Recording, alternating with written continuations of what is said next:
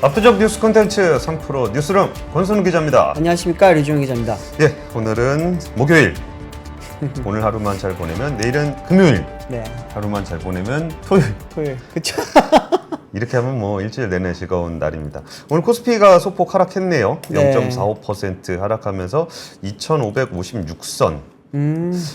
2,800선만 갔을 때만 하더라도 좀 옛날 2,500대였다면 얼마나 좋았을까. 네. 나 그때 샀어야 되는데 라고 얘기했을 때 살 거리라고 얘기했던 때가 그제 같은데 네. 막상 2,500에 왔을 때는 손이 이렇게 쉽게 가지 않는 그런 그쵸. 상황이 좀 이어지고 있습니다.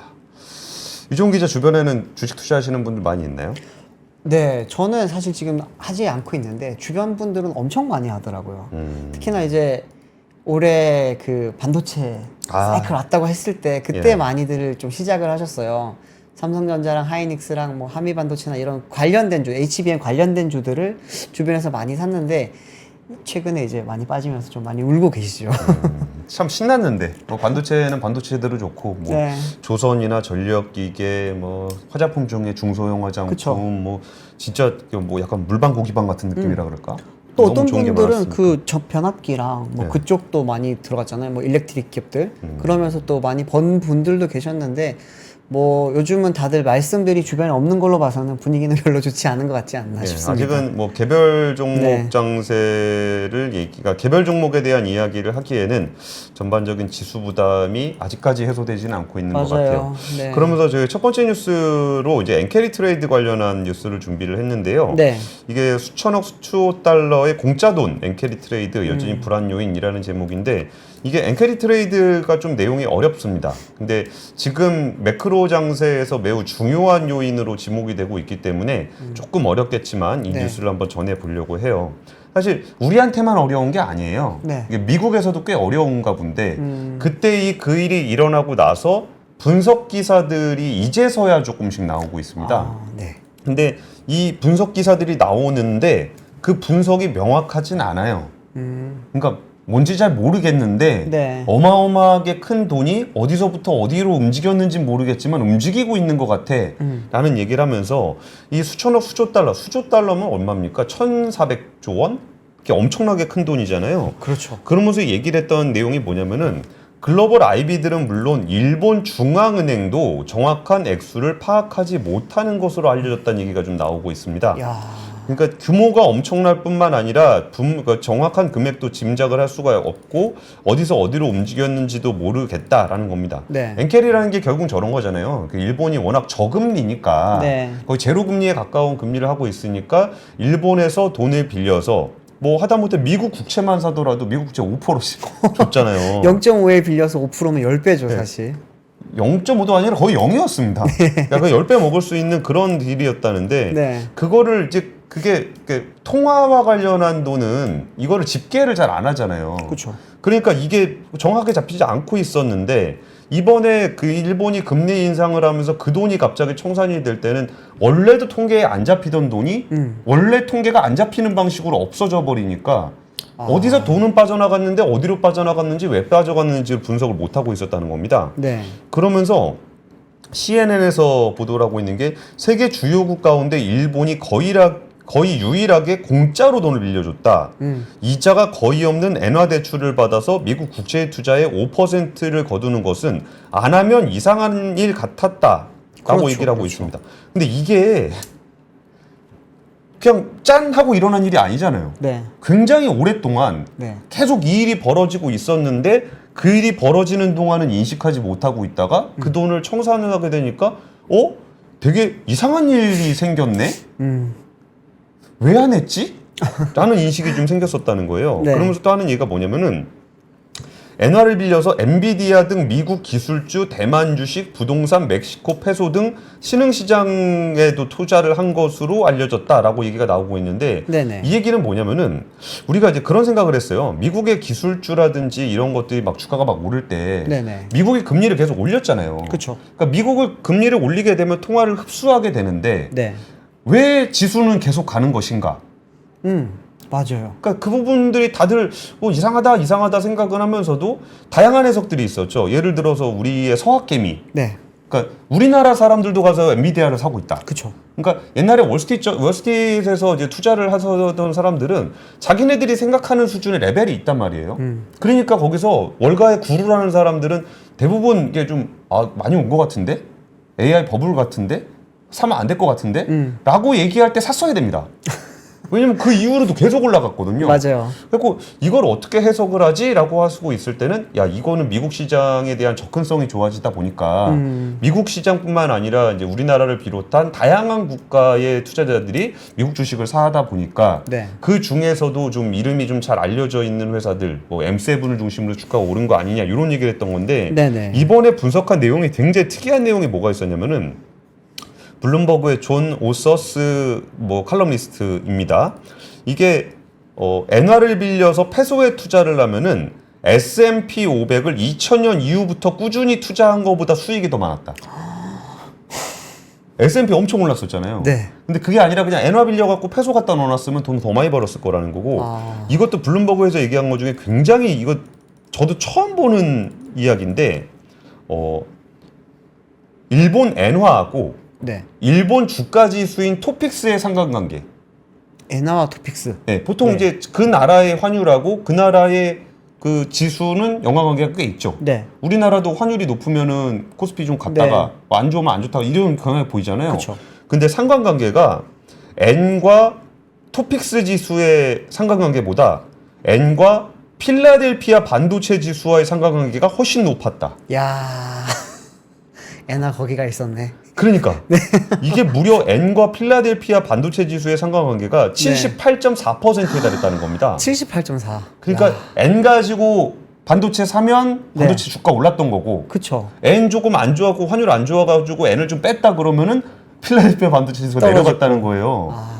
근데 그게 얼마나 되는 규모인지도 모르는데 상관관계는 이렇게 나오고 있었다는 거고 네네. 그 와중에 이게 빠질 때 같이 빠졌다는 건데 그럼 이 엔캐리 트레이드를 누가 했냐라고 본다면은 이제 뭐 크게 큼직하게 우리가 이제 보통 눈에 보이는 뭐 ETF라든지 뭐 그런 펀드들 있잖아요. 네네. 그런 데들보다 헤지 펀드, 패밀리 오피스, PE, 일본 기업까지 엔캐리 트레이드의 주체가 매우 다양하고 폭넓다. 그러니까 이게 어디서 뭐가 벌어지고 있는지 모르지만 굉장히 규모가 큰 거죠. 그렇네요. 펀드면은 우리가 딱 바로 눈에 보일 수 있는데 그런 다양한 공급원이 있으면은 사실 이건 잡아내기 쉽지 않거든요. 그렇죠. 그리고 UBS에서 뭔 얘기를 했냐면은 네.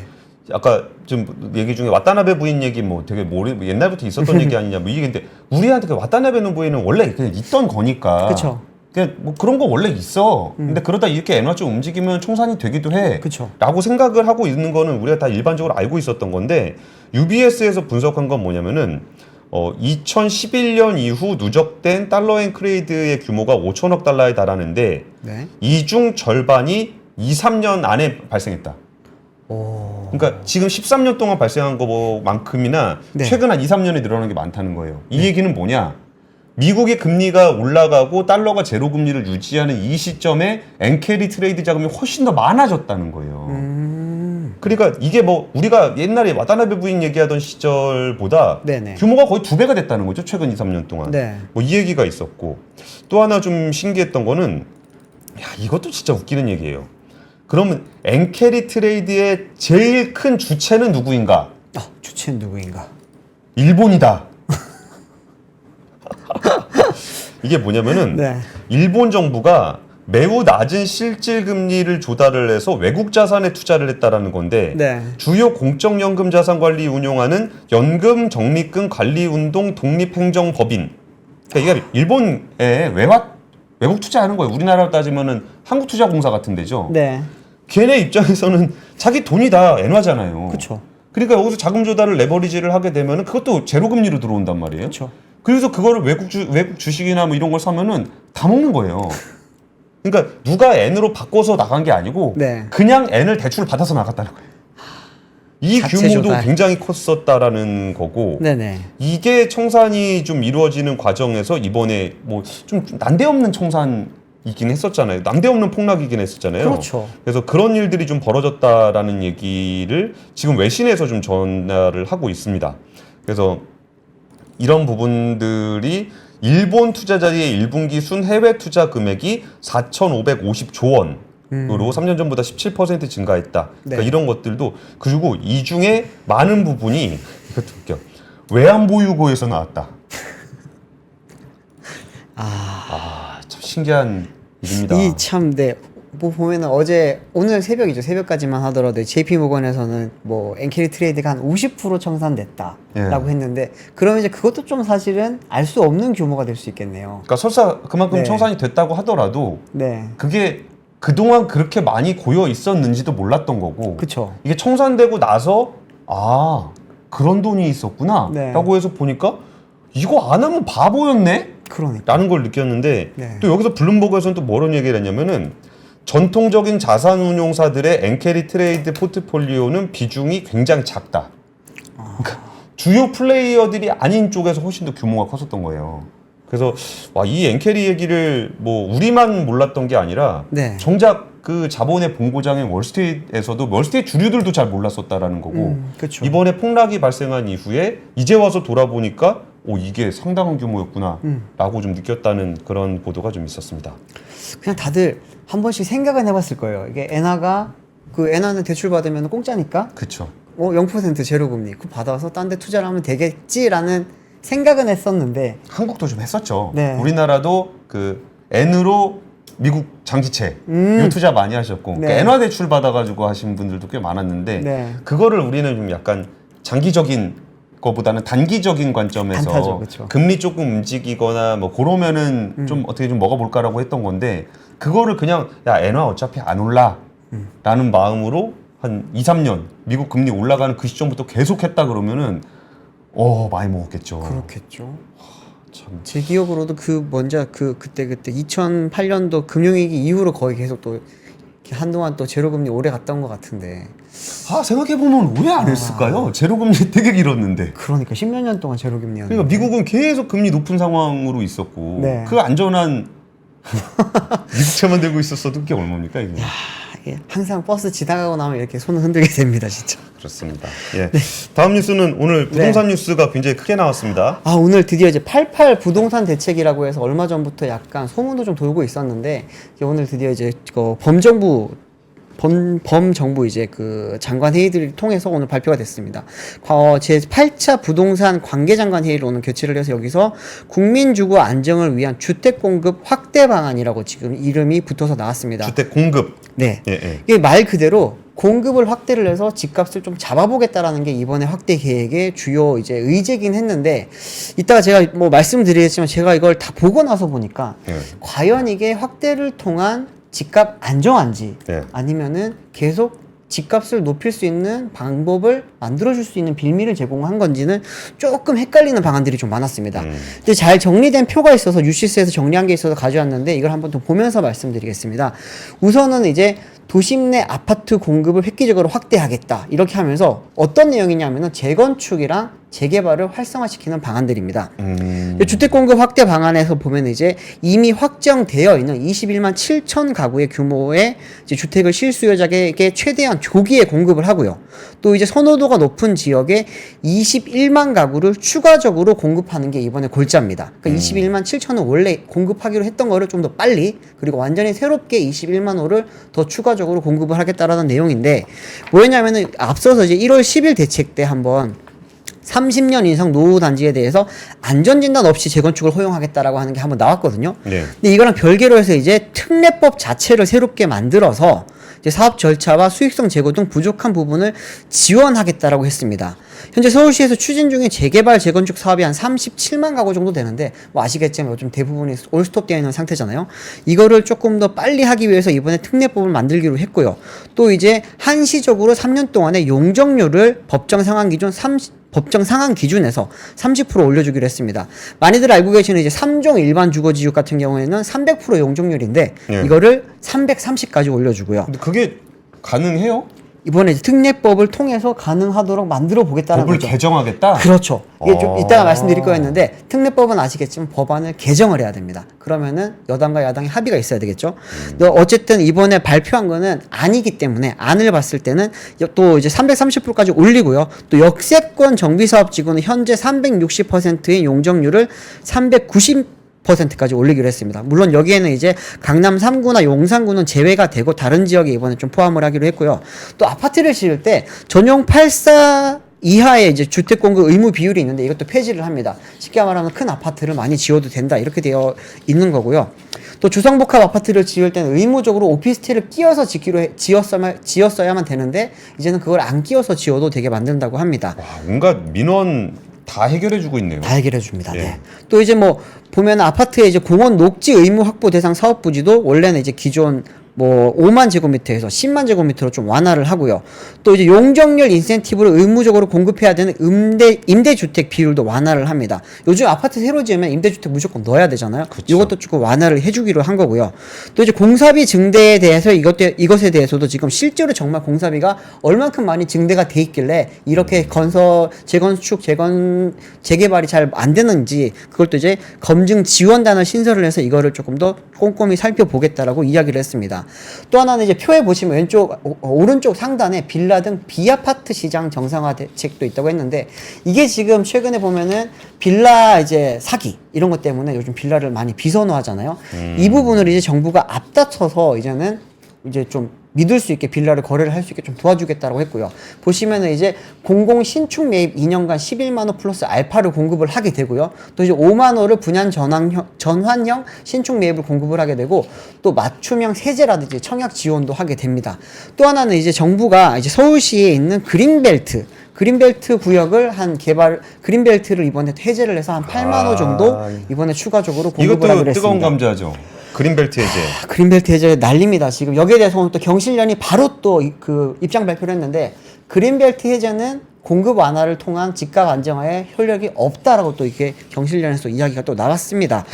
이 그린벨트를 해제를 하게 되면 이건 이제 사실은 국토부랑 서울시랑 협의를 해야 되는데 이걸 또 패스트 트랙으로 추진을 하기 위해서 앞서서 이미 서울시와 국토부 협의가 다 완성되어 있는 상태고 바로 이제 이 제도를 추진하면 바로 추진할 수 있는 상태라고 합니다. 또 이제 뭐 나머지 보시면은 수도권 공공택지를 신속적으로 공급하겠다. 이제 22조 원 규모의 이제 미분양을 매입을 확약을 제공을 하고요. 이게 총 3만 6천 호라고 합니다.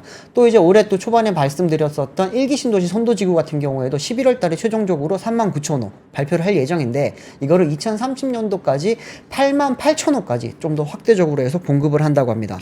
보시면은 이제 전체적으로 지금 정부가 이야기하는 거는 또 중요한 걸 빼먹었네요. 그리고 이제 아까 그 재건축, 재개발 쪽에서도 한 가지 더 추가가 됐던 게 제초안을 폐지를 하겠다라고 또 이야기를 했습니다. 그것도 법사항이죠. 그렇습니다. 이것도 지금 김은혜 의원이 지금 그 법안을 발의를 해놓은 상태인데 재건축 초과이익 환수금. 네, 이거를 폐지를 하겠다. 이거 역시도 이제 재건축이 지금 잘 안 되는 이유 중에 하나가 여기에 대한 이제 재건축이 이루어지고 났을 때 그 이제 사람들이 갖는 부담감이 크기 때문에 이거를 없애기 위해서 이번에 제초안도 폐지를 하겠다 이렇게 이야기를 했습니다. 그래서 제가 초반에 말씀드렸던 이제 어떻게 보면은 공급 확대 정책은 맞습니다.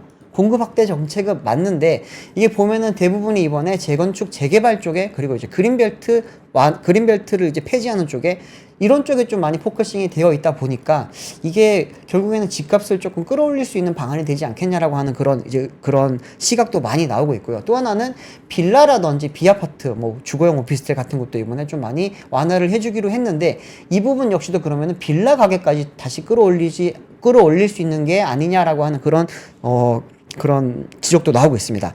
마침 오늘이 이제 목요일이잖아요. 매주 목요일이면은 한국부동산원에서 이제 그걸 주간 아파트 동향을 발표를 하는데 예. 제가 이걸 항상 말씀드릴 때마다 좀 되게 좀 미안한 마음이 계속 들긴 하는데 이번 주에도 또 올랐습니다. 주간 아파트 동향을 한번 보시면은 서울 아파트 값이 이제 전주 대비 0.26% 올라서 20주 연속 상승세를 이뤄갔다고 합니다. 빨간색으로 되어 있는 부분이 서울인데 서울만 지금 빨간색이죠. 보면은 0.26%가 올랐습니다. 그런데 한 가지 조금 이제 다시 살펴볼 부분은 전주가 0.28%가 올랐고 이번에 0.26%가 올랐기 때문에 상승폭은 조금씩 줄고 있다라고 합니다. 여기에 대해서는 지금 이제 부동산원 쪽에서는 이사철을 조금 앞두고 있다 보니까 약간 좀 기다리고 있는 사람들도 많고 휴가철이다 보니까 이제 거래가 조금 줄면서 이런 일이 발생했을 것 같다라고 이야기를 했는데 오늘 한국 부동산에서 빌라 매매 가격 지수도 나왔거든요. 빌라 가격이 결국 오르고 있습니다. 이제 이 사람들이 네 아파트가 너무 비싸니까 서울 아파트를 살지 못하는 분들은 이제 서울 아파트 신축 말고 구축으로 가죠. 근데 구축도 요즘 최근에 계속 오르고 있는 상황이거든요. 예. 그러다 보니까 이제 전세로 가는데 전세도 올랐어. 그러면은 결국엔 다시 빌라나 주거용 오피스텔 쪽으로 지금 많이 흩어지게 되는데 오늘 부동산원에서 발표한 6월 서울 빌라 매매 가격 지수를 보면은 전달 대비 평균 0.12% 오르면서 5월에 이어서 2달 연속 상승한 것으로 나타났습니다. 뭐 권역별로는 강남 상구가 속한 이제 동남권이 가장 많이 올랐고요. 또 서부권이 0.14%, 도심권이 0.14%, 서남권 0.10% 등 다른 권역도 일제히 상승을 했다고 합니다. 그리고 이제 서울 아파트 전세 가격 같은 경우에는 또 올랐습니다. 전세 가격도 0.17%가 오르면서 놀라지 마십시오. 64주 연속 올랐습니다. 4주면은 1년이 넘네요. 1년 한 네. 2개월. 네, 그죠? 그렇습니다. 아, 나 참. 계속 지금 오른다 이야기만 주가가 네. 참 1년 한 4개월 올랐으면 좋겠네.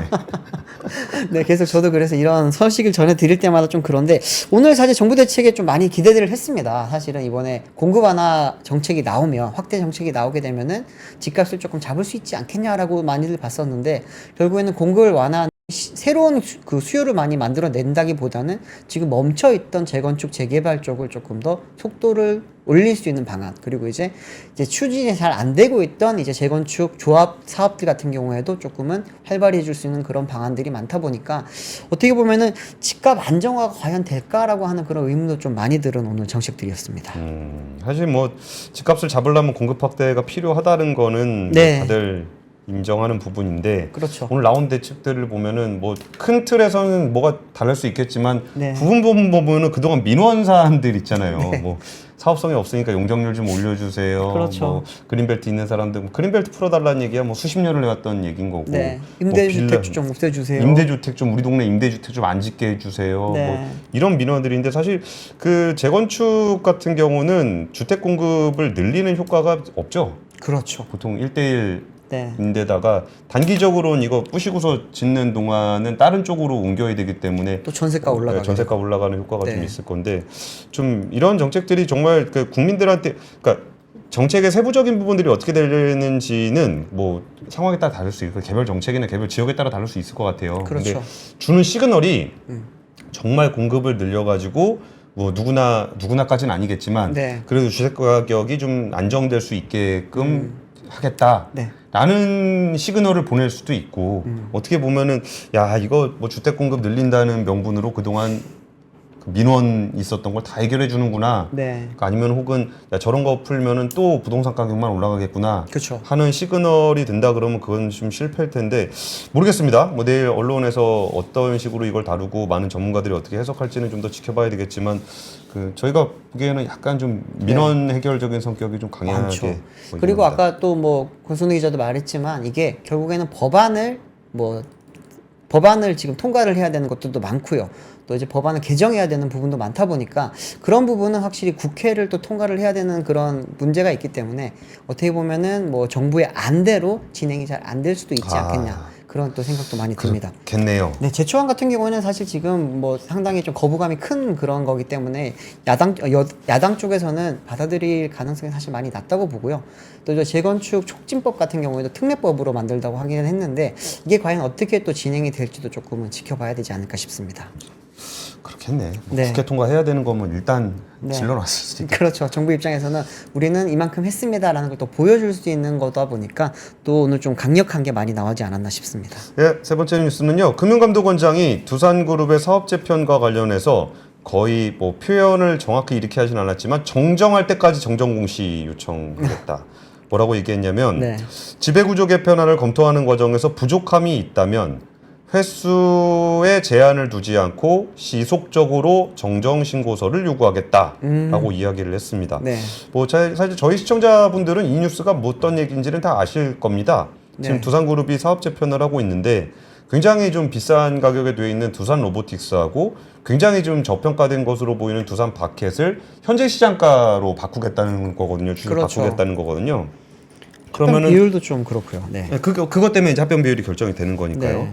그래서 이거를 그럼 무슨 수로 막을 것인가? 그러니까 지금 뭐 두산 바켓이라든지 두산 에너빌리티 주주들은 굉장히 반대를 하고 있는데 네. 이게 정말 그 의결권까지 갔을 때 부결이 될 것인가? 네. 대부분 우리나라에서 안 그랬단 말이죠. 그렇죠. 근데 그렇기 때문에 이걸 어떻게 막을 방법이 없을까 해서 그냥 목소리만 내고 있었을 뿐이지 이거를 뭐 이렇게 어떻게 막을 방법은 사실 조금 별로 없긴 했었거든요. 네. 근데 그 이복형 금융감독원장이 제출받은 증권신고서에 부족하다고 생각했던 부분, 구조 개편의 효과, 의사결정 과정, 그로 인한 위험 등에 대해 주주들의 다양한 의사결정에 필요한 정보가 기재되어 있는지 서두르지 않고 보겠다는 게 감독원의 입장이다라는 얘기입니다. 이게 못하게 하겠다는 얘기가 맞거든요. 네. 맞긴 한데 이게 되게 네, 조금 더 금감 원장의 얘기를 좀 읽어드리겠습니다. 주주 보호와 기업 가치 제고 방향은 크게 다르지 않다고 생각한다. 소액 주주 보호 실패 사례 혹은 실패 사례로 오인받을 수 있는 경우들이 계속 반복된다면 제도 개선을 논의하지 않을 수 없다고 지적을 하면서 기업의 부담을 줄이면서도 소액 주주 이익을 보호할 수 있는 방안을 논의 중이고 너무 서두르지 않고 차분하게 살펴볼 계획이다 이 얘기를 했습니다. 그러니까 금융감독원장이 뭘 하겠다라는 거냐면은 증권 발행이라고 하면은 뭐 이렇게 유상증자를 한다거나 채권을 발행한다거나 그럼 증권신고서를 내잖아요. 네. 증권신고서를 공시를 해야 그 발행을 할 수 있습니다. 네. 그게 절차죠 일종의. 그렇죠. 근데 금융감독원에서 그 증권신고서를 받은 다음에 야 이거 뭐가 좀 잘못됐다. 그럼 이거 잘못됐으니까 이거 고쳐오세요라고 보내요. 네.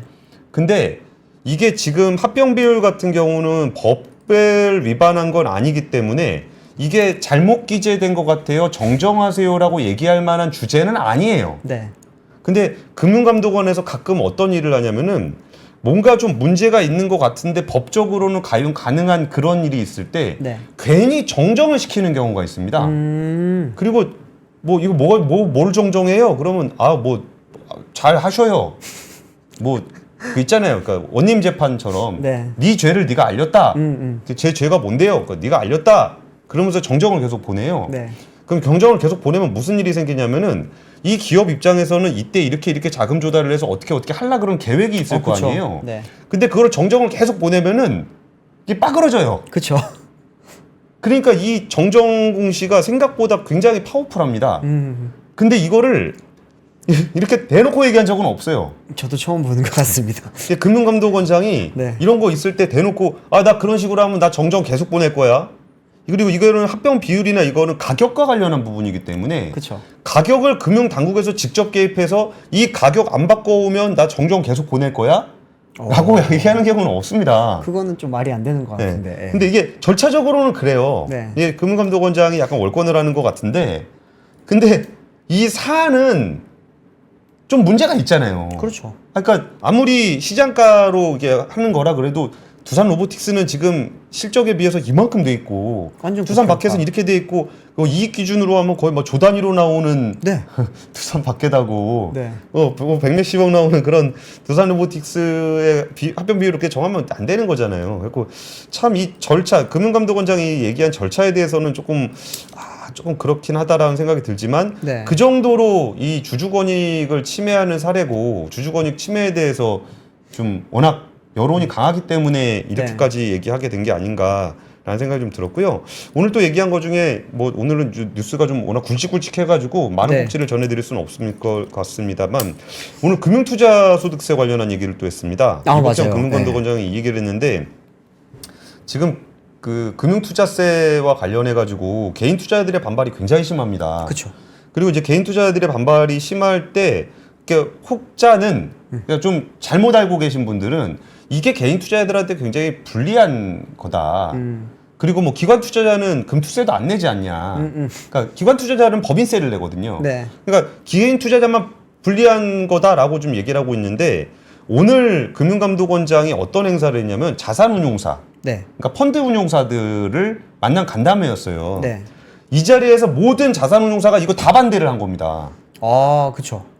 다들 지금 이게 흔히 말하는 네. 그런 기관들은 이게 금투세를 안 내니까 산성할 거라고들 많이 생각을 했을 텐데 예. 그게 아니라 운용사에서 결국에는 반대했다. 그러니까 네. 운용사도 반대하고 개인 투자자도 반대하면 모두가 반대하는 거잖아요. 그러면 우리나라에 있는 모든 투자자가 반대를 한다는 얘기예요. 그렇죠. 네. 그러니까 그럼 기관 투자자들은 뭐가 불만이냐? 그럼 이게 기관 투자자들은 법인세를 내지만 기관 투자자라는 건 다 개인 돈을 모아서 내는 거잖아요. 그렇죠. 그러면 펀드니까. 개인 돈을 낼 때 그 개인이 주식에 투자해서 버는 돈이나 펀드에 투자해서 내는 돈이나 어차피 주식을 번 돈은 세금을 같이 냅니다. 네. 그러니까 펀드로 투자를 하더라도 여기서 그 펀드 수익금을 개인이 받게 되면은 거기에 대해서 금융투자세에 금투세에 합당한 걸 내게 돼요. 네. 그러면은 오히려 금투세는 세율이 20%인데 집합투자기구 분배금으로 따지게 되면은 그러니까 펀드에서 이익이 나서 돈을 받게 되면은 이거는 배당처럼 인식이 돼가지고 종합과세 받게 되면 거의 한 50% 세율 됩니다. 종합과세. 그러니까 오히려 여기는 뭔 얘기하고 있냐면 금투세 내게 해주세요 그러고 있어요. 그 분리과세, 종합과세 해가지고 50% 내야 되니까. 그렇죠. 그러니까 이게 금투세랑 같이 엮여 있는 세제잖아요. 네. 그리고 자산운용사들까지도 이런 얘기를 하다 보니까 이게 전문가를 믿고 장기 간접 투자를 하는 흐름과 맞는지 의문인 것이다 라는 게 이복현 원장의 얘기였습니다. 그러니까 지금 이 부분에 대한 여론이 좀 누구를 가리진 않아요. 네. 이게 뭐 부자 감세냐 뭐 아니냐. 사실 부자 감세도 이게 부자 감세도 아닐 겁니다. 이게 부자들도 반대하고 있는 그렇죠. 세금인 거잖아요. 사실 모두가 반대하고 있습니다. 이거는. 그러게요. 이게 네.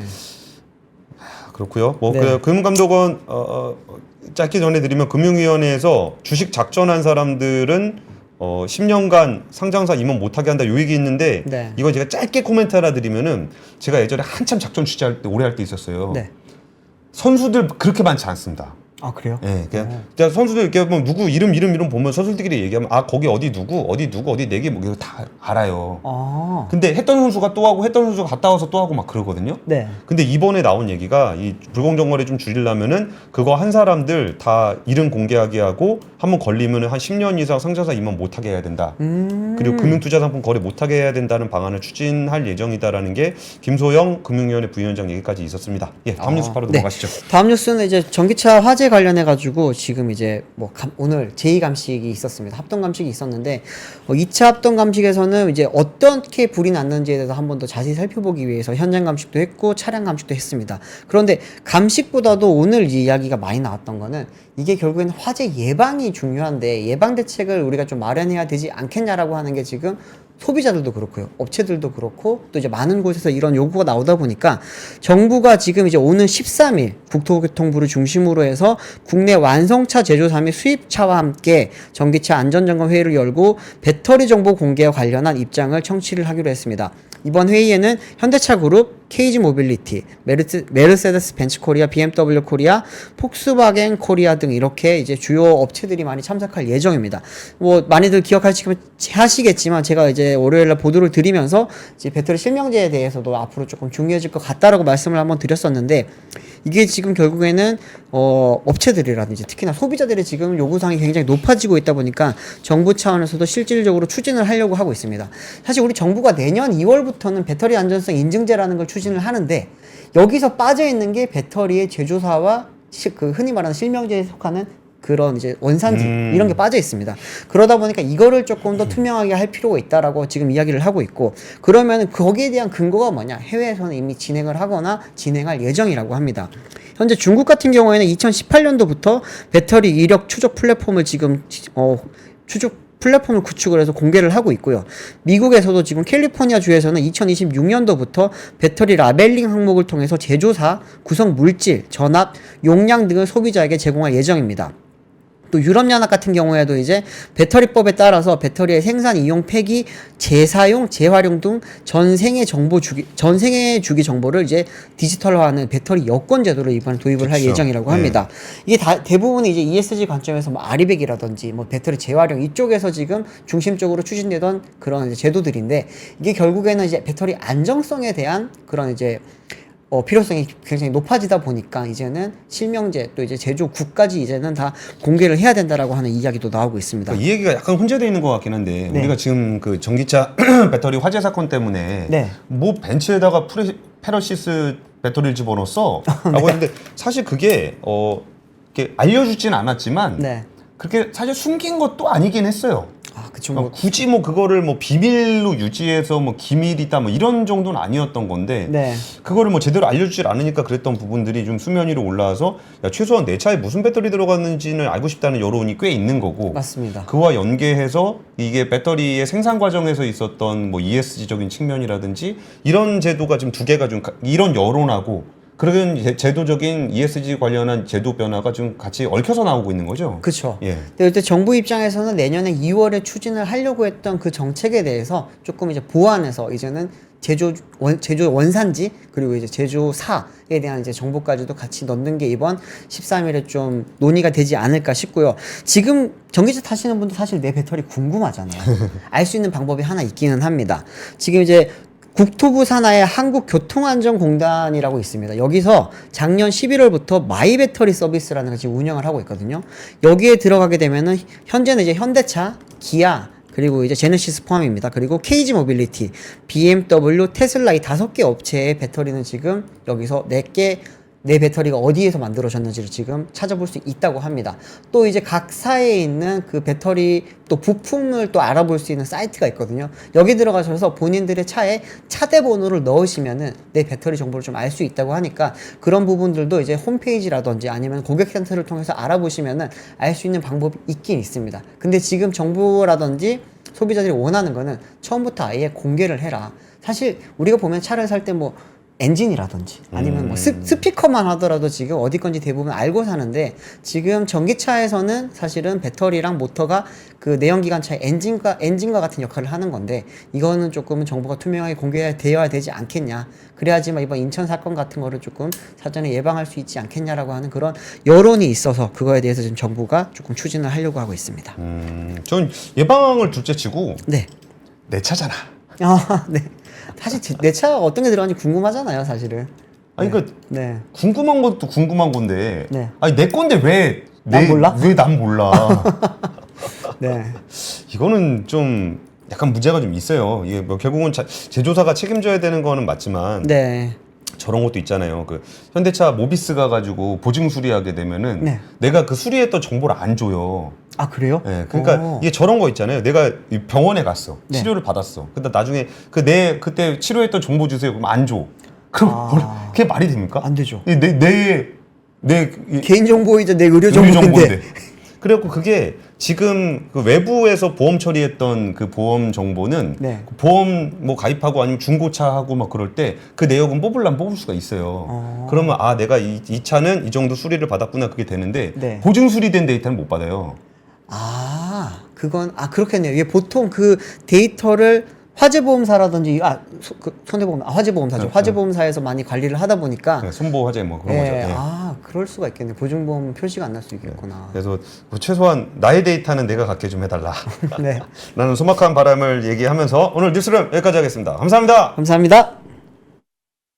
박근영, 이선영, 사경인, 염승환 투자 마스터들의 세심한 케어로 건강한 투자 습관을 만드세요.